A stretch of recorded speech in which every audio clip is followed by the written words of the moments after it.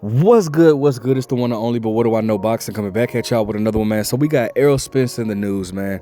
It is rumored that Errol Spence could be coming back fighting now WBC former WBA regular champion at 140, current WBC welterweight champion Marrio Barrios. All right, now I'm gonna be honest. I'm gonna go ahead and get into the article, but I'm gonna state my opinion about this because right now it's just I'm not really feeling like I don't. It's just nothing is being consistent right now, and I'm not feeling this at all. You know what I'm saying? So let me go ahead and get into to the article, and then I'm gonna go ahead and state my opinion about this. Okay, so shout out to SecondsOut.com. It says Errol Spence in the running for a shock world title comeback after 2 years out. All right, it says former world welterweight champion or former unified champion could finally make his return to the ring this year. The 35-year-old from Long Island, New York, well, born in Long Island, New York, but is from Dallas, has not fought since he was beaten by Terrence Bud Crawford in the undisputed welterweight showdown back in the summer of 2023, July 2023. The Truth was stopped by Crawford in the 9th round of their bout, surrendering his unified WBC, WBA, and IBF world welterweight titles in the process. It was a stellar performance from Bud, who appeared to be dominant in the contest from opening bell. With Spence now set to make his return to boxing at some stage in 2025, the 35-year-old could jump straight back into a bout against reigning WBC World Welterweight Champion Marrio Barrios. Speaking to World Boxing News, Barrios' trainer Bob Santos claimed that his fighter could actually defend his crown against the Truth next. I mean, everything is on the table, but their promoters, premier boxing champions, talking about Spence, they're talking about, maybe we'll see how this fight, Stanionis and Ennis, plays out. He could be in an all-out unification for 3 of the belts. We'll see what happens with Spence. Barrios has held the WBC welterweight title since he was elevated from interim champion last May after Terrence Crawford, who was demoted to champion in recess. The 29-year-old from San Antonio, Texas, has made just one defense of his crown, fighting a split decision draw over Abel Ramos in November. Not gonna lie, shout out to Abel Ramos, who trains out here in Casa Grande. I think he's the uncle of Jesus Ramos, who I actually just ran into a couple of weeks ago. I thought Abel Ramos won that fight. I'm not even gonna sit here and lie to you. I definitely thought that fight should have went to Abel Ramos or whatnot. Another potential opponent for Barrios is retired A-Division world champion Manny Pacquiao, who has not fought since he was beaten by Yordenis Ugas in 2021. But I mean, who really thinks that's going to happen, right? All right, so let's go ahead and talk about Errol Spence coming back, man. All right, so let me go ahead and just give you my take on it, bro. I'm not feeling this at all, and I love Errol Spence, bro. This is, I'm definitely a fan of Errol Spence. I'm a supporter of Errol Spence. I feel like he has a really good resume. I feel like he doesn't get credit. You know what? Before I get into this, let me break down one thing that I don't like that people do.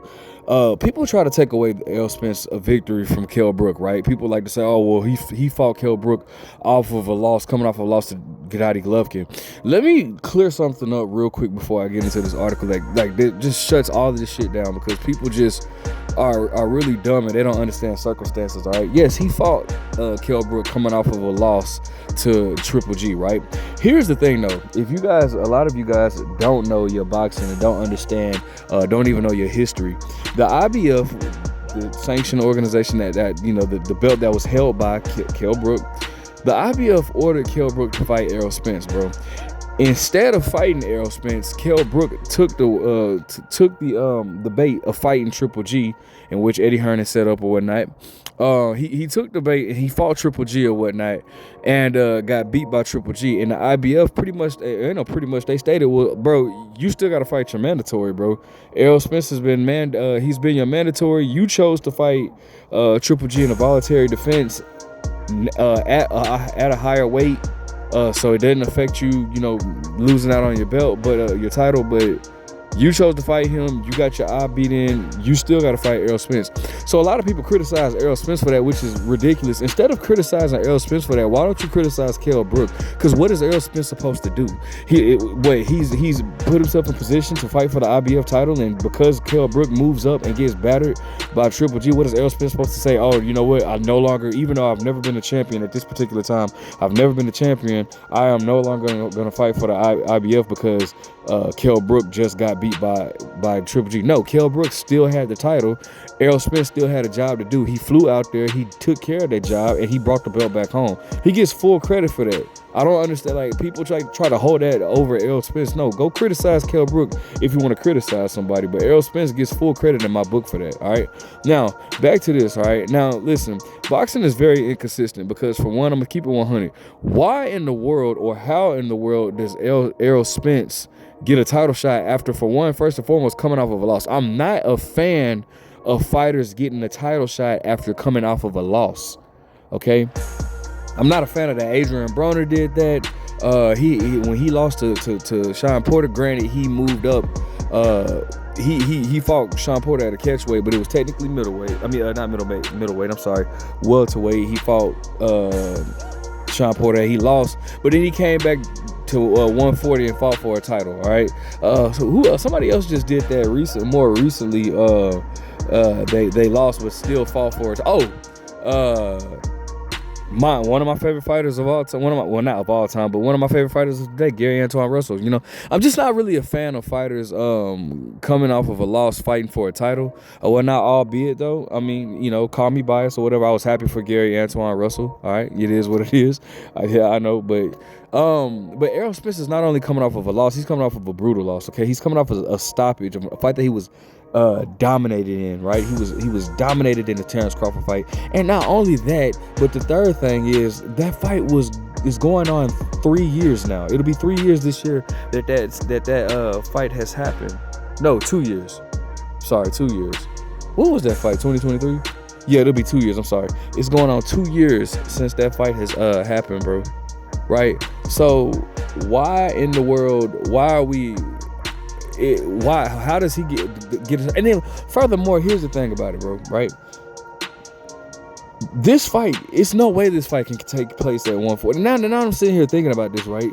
Errol Spence has had an issue. He stated that he was killing himself making 147. So what kind of sense does that make? There's no way Errol Spence can make 147, bro. So I don't even think now that I'm even sitting here talking about this, this fight probably is gonna. How does this fight even happen? How does this fight happen? Unless if Marrio Barrios decides to fight him at either a catchweight or at 154, I don't see how this fight can possibly be made, because Errol Spence was already having issues, which is why a lot of people speculate that Errol Spence's performance was so bad because he was killing himself to make 147. So you mean to tell me off of a 2-year layoff, or going on a 2-year layoff, you're gonna come back to 147 a weight that you, bro? He even stated in the Yordenis Ugas training camp. I remember he got done training. He walked to the mirror. He was like, "Man, one more fight after this, and I'm moving up." Like, he can't do 147. So I don't even know how the freak this fight is even possible. Like, what are they gonna?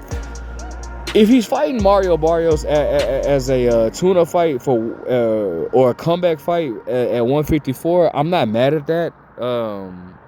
They could definitely have that fight in Texas. Yeah, I'm not mad at that. All right, cool. If you know, whatever. I would prefer you to fight somebody at 154, seeing that that's the way that you're gonna campaign at. I just prefer you to fight one of the like a Nathaniel Gallimore. I think that would be a good comeback fight for Errol Spence. But whatever, bro. If you're gonna fight Marrio Barrios, whatever, bro. But it's just, I just think that that's, I don't know. I mean, like, he's not gonna really. What is he gonna prepare you for? I mean, I guess maybe you're just getting the cobwebs off. I don't know. But as far as if he's coming down to 147, which I don't even see as being physically possible, I just think that that's pointless, bro. Like, you have really nothing else to accomplish at 147. You unified the titles. You had 3 out of the 4 belts. bro, just try to become a 2-division world champion. I mean, your window for boxing is pretty much closing.